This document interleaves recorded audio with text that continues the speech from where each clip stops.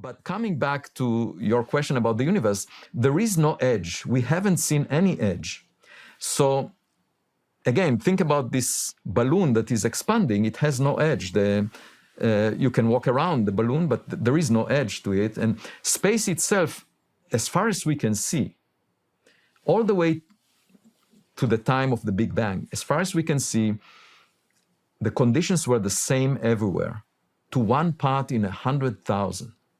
And moreover, we can also say what lies beyond the region that we can see. The region that we can see is the distance that light traversed since the Big Bang, 13.8 billion years ago.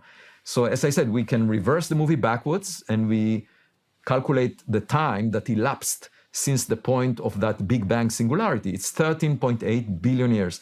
And gladly, we see that everything in the universe is younger than that. We haven't seen anything older than 13.8 billion years. So it hangs together. We have a lot of evidence that shows that everything started 13.8 billion years ago. We can even see the radiation that was left from this early hot and dense phase. It's called the cosmic microwave background, discovered by chance in the 1960s.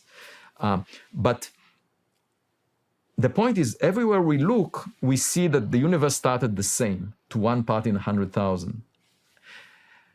And even beyond the region that we can see, if you go to a distance that is 4,000 times bigger, the conditions must have been the same, because if there was a cliff, if there was an edge, it would have affected what we see.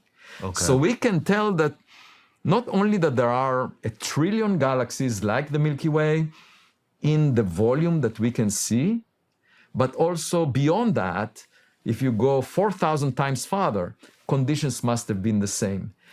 And the other thing to keep in mind is, as we go deeper into the universe, we see light that was emitted at an earlier time because it had to make the journey to reach us by now. So we can see actually photographs of the universe when it was younger.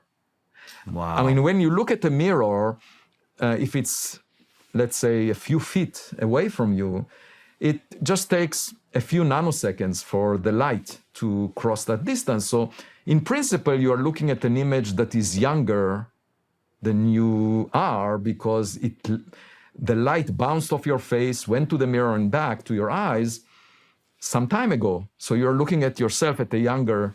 So you're looking back in time. Yeah, but if you put the mirror a light year away, then you would see yourself the way you looked 2 years ago because of the time it takes the light to go from your face to the mirror and back.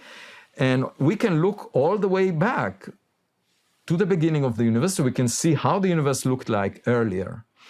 And it all hangs together to an extreme precision at the level of percents. So we have a lot of data by now that is fully consistent with this picture. And the only problem is, if we calculate what will happen in the future, it looks very lonely. We will be left in our own galaxy with the stars that are in the Milky Way. Actually, also the stars of the nearest neighbor, the Andromeda galaxy, will join us within a few billion years. That galaxy is heading on a collision course with the Milky Way. I wrote the first paper calculating what will happen. The night sky will change, because right now the Milky Way is a disk of stars and gas,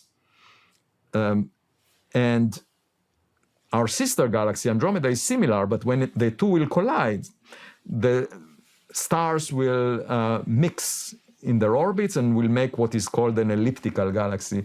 So the night sky, a few billion years from now, will look very different. The sun will still be around, but we may be tossed away from the center of the combined galaxy, which I termed Milkomeda. But in the very long future, once the universe will age by a factor of 10 or so, all the galaxies that we see will not be visible to us anymore. So so many questions. Okay. If the universe is expanding and everything's moving farther and farther apart from each other, how are we going to collide with another galaxy? Oh, excellent question.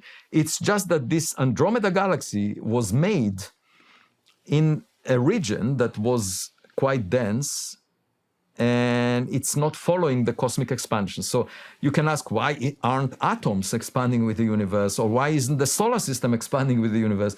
The answer is that it's held together by a force that is far greater than the repulsive gravity that is causing the accelerated expansion of the universe. So systems that are bound by a strong force, they don't care about the cosmic expansion. You need to go to very large scales of millions of light years before the cosmic expansion rules the behavior of objects. And that's why in the solar system, we don't need to lose any sleep about the expansion.